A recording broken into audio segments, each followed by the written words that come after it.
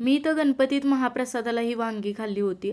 असली जबरदस्त लागली होती की म्हणले याची रेसिपी तुमच्यासोबत एकदा शेअर करायलाच पाहिजे. त्यासाठी इथं मी 8-9 काळी वांगी घेतली. त्याचे थोडेसे देठ कापून मधून चिरून पाण्यामध्ये घालून ठेवले. आता मसाल्यासाठी 1 ते 2 चमचेच पांढरे तीळ भाजून घेतले. त्यानंतर थोडेसे शेंगदाणे सुद्धा भाजून घेतले. त्यानंतर आता थोड्याशा तेलावरती सुकं खोबरं पहिल्यांदा चांगलं ब्राऊन होईपर्यंत भाजून घ्यायचं. त्यानंतर एखादा मोठा कांदा भाजून घेतला.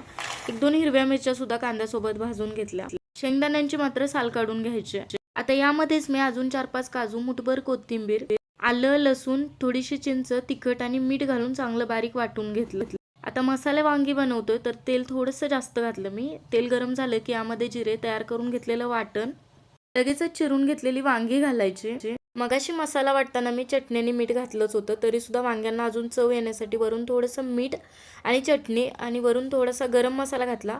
वांगी मसाल्यासोबत चांगली मिक्स करून घेतली. आवश्यकतेनुसार पाणी घालायचं आणि वांगी चांगली शिजवून घ्यायची. तुम्ही सुद्धा इकडच्या पद्धतीनं अशी वांगी एकदा नक्की करून बघा आणि रेसिपी आवडली असेल तर लाईक आणि फॉलो करा.